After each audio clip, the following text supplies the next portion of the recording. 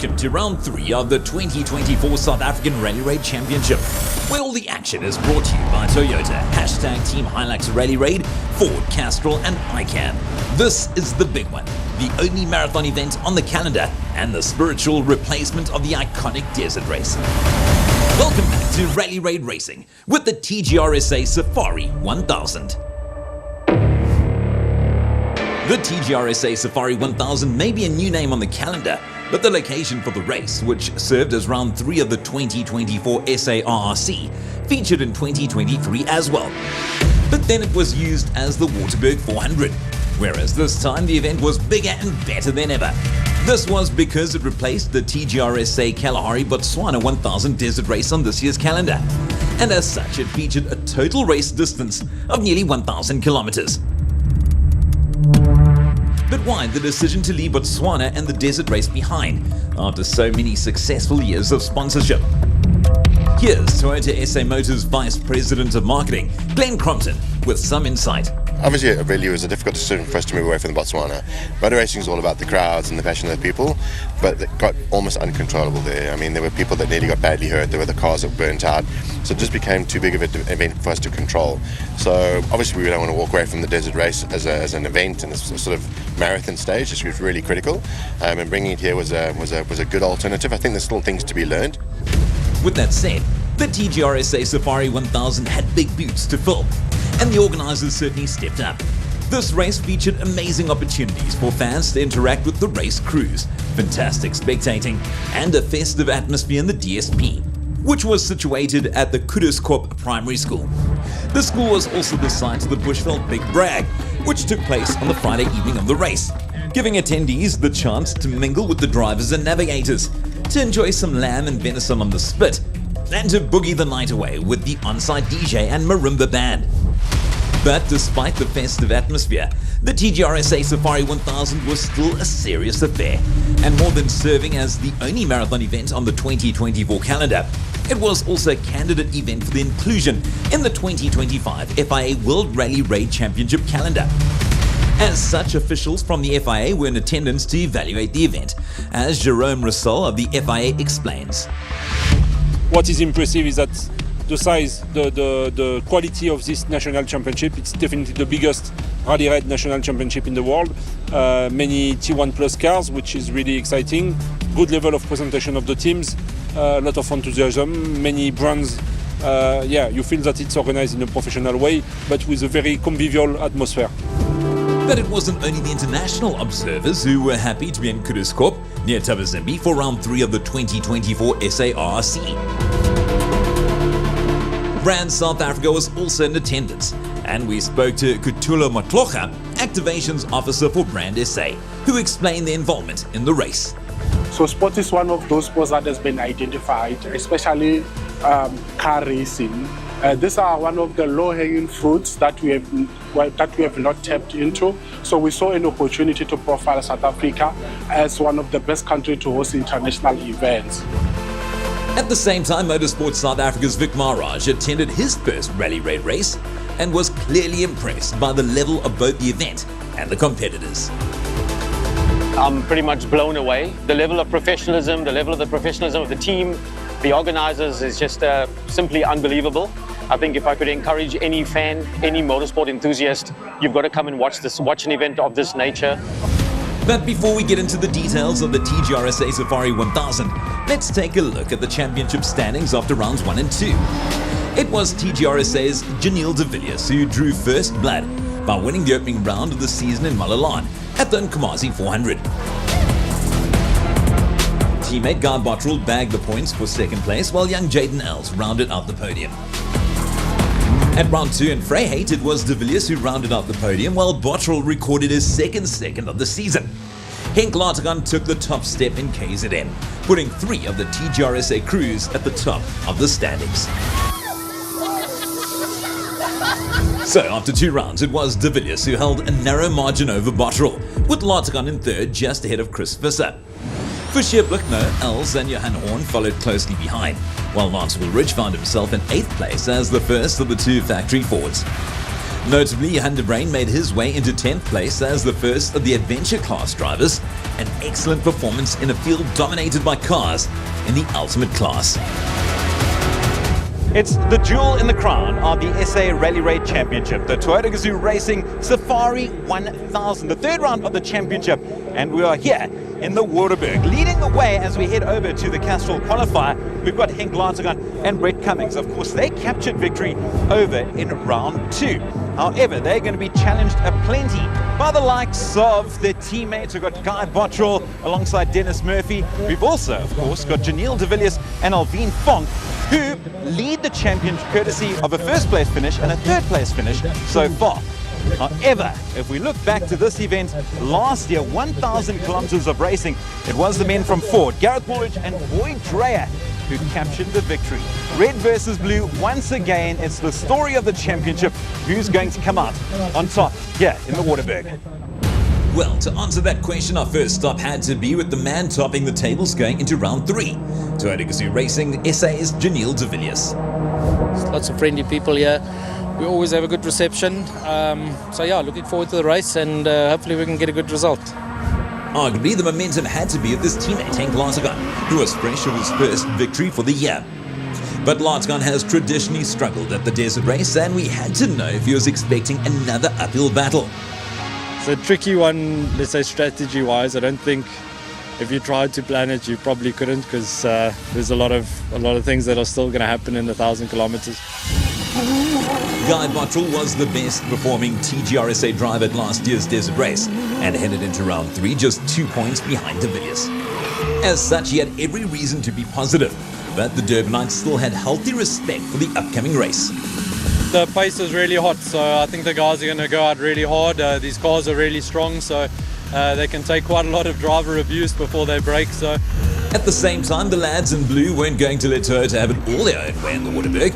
As a matter of fact, the previous desert race was won by one of the Ford crews, and last time out at this venue, it was also a Ford that triumphed. So no reason for the Ford boys to sit back and watch Toyota take the spoils. I think it's going to be a difficult race. I mean, it's never easy. We're up against 4 Toyotas. Any one of the top 6 cars is capable of winning at any time. So, Brother Gareth has had a tough start to the season, but was quite positive about the upcoming race. I hope we've sorted everything now. Boyd and I have been good, which has been the frustration, but it happens sometimes. While the factory teams may have been the favourites to win the Safari 1000, one privateer who had previously won the desert race had newfound optimism. Chris Visser is a stalwart of the sport, and with significant testing mileage under his belt, he was very positive about his chances in the latest version of the Redline River GTR. I'm looking very forward to this event. The guys put a lot of effort in to get the car a little bit better, and it's actually much better at the moment. Finally, one more privateer who has made his mark this season is Fushia Blickno of #Team Hilux. The Burley Transport Kingpin is only in his 3rd season of Rally Raid racing, but has already shown plenty of raw talent. He had a simple plan for the weekend, despite the intimidating length of the race. Look, it's still a special event, and we're very fortunate to run in front with the privateers. We've got some little luck on our side, and yeah, we can just keep on going. With all that said, it was time for the crews to line up for the Castrol qualifying race at the TGRSA Safari 1000.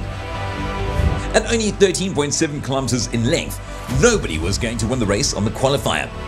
But with plenty of dust being kicked up and very little wind to clear the way, a solid road position would be key, and that was the primary purpose of the Castrol qualifying race. To determine the starting order for Stage 1, which would follow later the same day. It was a crisp start to the longest race of the year, as the sun barely peeked over the trees at Kuduskorp. But at precisely 9:30 on Friday, 21st of June, it was go time in Limpopo. The route featured a mix of terrain ranging from the rocky traverses to fast sweeps around farmland pivot points. It may not have been particularly long, but the Castrol qualifier was a stern opening test for the competing crews, and making it into the top 10 was a challenging prospect. Yet this was the aim amongst the leaders, as a spot in the coveted top 10 would put you into the draw for a starting position, which could prove pivotal given the fine dust that marked the majority of the Safari 1000 route. Eben Basson and Leander Pinard driving a Class T1 hashtag Team Hilux Rally Raid Toyota Hilux finished just 38 seconds off the pace. This was a remarkable achievement, given the fact that they were mixing it up with their normally aspirated V8 engine car, despite the rest of the cars in the top 10 featuring turbocharged engines, bigger tires and more suspension travel. This is a nice race, a long race. We said to ourselves, we're just going to take it easy and climb the ladder and make sure we finish without any punches. Another hashtag Team Hilux Rally Raid crew, this time behind the wheel of a big wheel turbocharged Toyota Hilux, posted the 9th best time, just a single second ahead of their teammates. Fushian Batis Blickner had been steadily increasing their pace over the last few seasons, and by going 9th fastest, they made their intentions at the Safari 1000 crystal clear. I think the key here is you must look after your vehicle and stay in the bucky. I mean, don't waste unnecessary time outside the bucky, and I mean, my luck is as good as the next one. Despite a broken side shaft which nearly brought their race to a premature halt, Daniel Schroen and Ryan Bland finished just 31 seconds behind pole position in their brand new WCT Amarok. A solid debut for the new car, with plenty of expectation for the remainder of the race. Janelle de Villiers and Alvin Fonk in their TGRSA Hilux IMT Evo finished 26 seconds off the lead. The Dakar legend made no mistakes, though some of the crews found a shorter way through some of the brush, putting them ahead of the TGRSA Hilux IMT crew.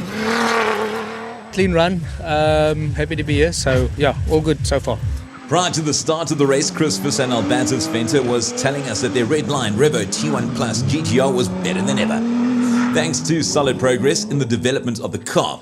This was clear for all to see as the burly farmer finished the stage just 23 seconds adrift, good enough for 6th place in qualifying. TGRSA's Guy Bottrell and Dennis Murphy in one of the 4 Hilux IMT Evos finished just 22 seconds behind the leaders. The Durbanite transitioned to Rally Raid from rallying some time ago and has steadily been finding more and more pace. He was the best performing factory Toyota driver at Dakar 2024, and a solid qualifier here in Limpopo ensured that he'd stay in the mix for the main event. I don't think it's too bad. I wouldn't really want to win today because you're going to open the road tomorrow. So let someone else do that and we'll follow their tracks. And so we reached the podium positions, except we're only up to 4th place. That's since young Sahud Variawa and Francois Cazelet in another TGRSA Hilux IMT Evo matched times with Brian Baragwanath and Leonard Kramer in their Century Racing CR7 Twin Turbo. We guess that putting them both on the podium makes more sense than relegating them to 4th. Be that as it may, the Toyota crew and the Century crew both posted times 19 seconds behind the leaders, putting them right in the midst of the action. We still get the desert feel here, and it still is a proper race in terms of the vegetation. We missed the crowds in Botswana for sure, but yeah, here we are. And then there was Jaden Els, partnered with Henry Kierna. The youngster had shown significant pace during qualifying this year, taking pole position not all that long ago. And here he was again, right at the sharp end of the field. His deficit to the leader, just 2 seconds, clearly showing an abundance of talent from the SVR driver.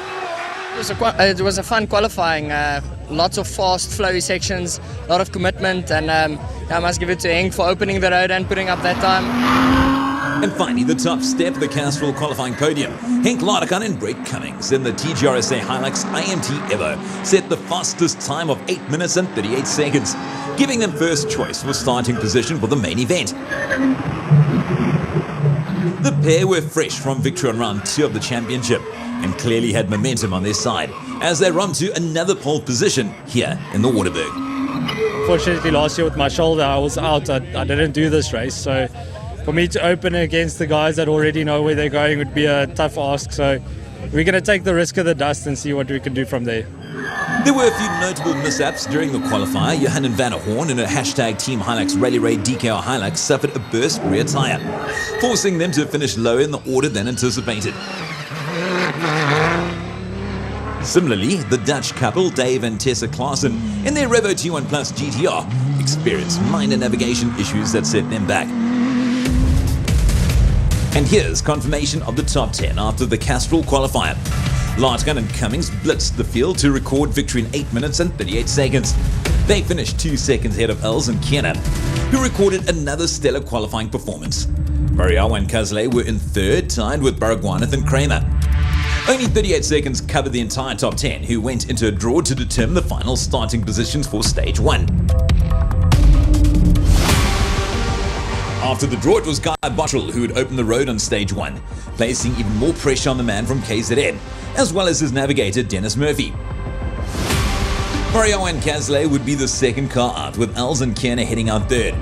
Interestingly, Lartigan elected to start Stage 1 as the 10th car on the road, which meant that he'd have to contend with plenty of dust, but also a route that had been prepared by the preceding 9 cars. All factors that could make a significant difference, but before we get into the details of Stage 1, let's take a moment to learn about the role of the navigator or co-driver in each car. So there's no question that the drivers are the stars of the show when it comes to Rally Raid racing, but if you think about it, real VVIPs get chauffeur driven. And I'm talking about these guys, the navigators, like Brett Cummings from Toyota Gazoo Racing. So over here we've got a thing called a Rally Safe. This is the device that sort of times us and makes sure that we follow the right route. We've got a road book over here which gives us instructions at incremental distances which we tie up to the trip distances that we've followed.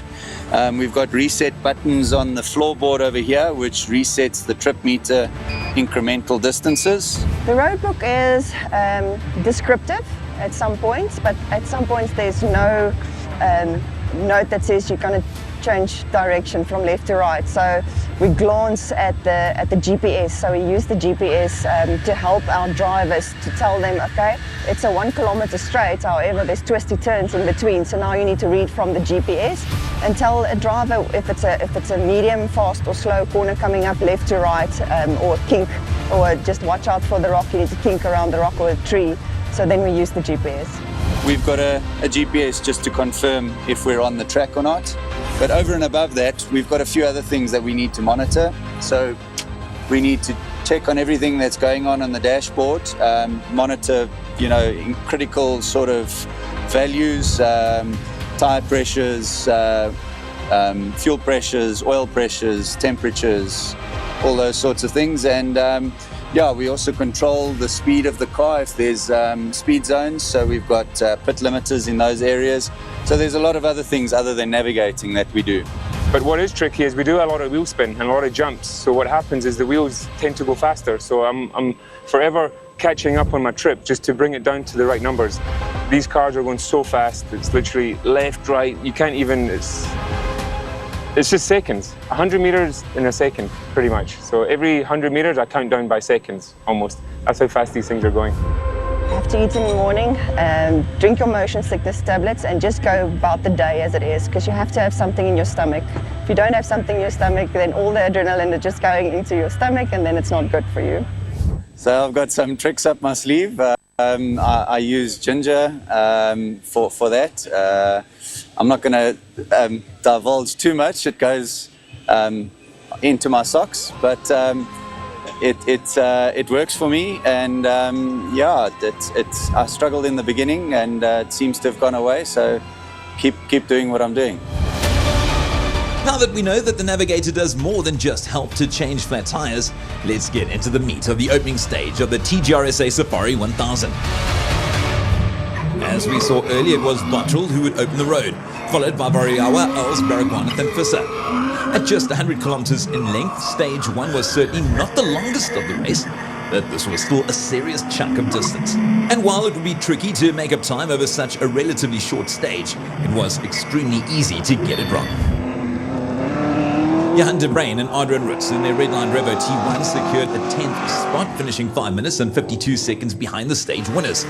Their consistent performance kept them in the top 10, which was quite remarkable, as they were punching well above their weight. A solid performance setting the Odacure crew up for a strong weekend, if they managed to capitalize on their Friday position.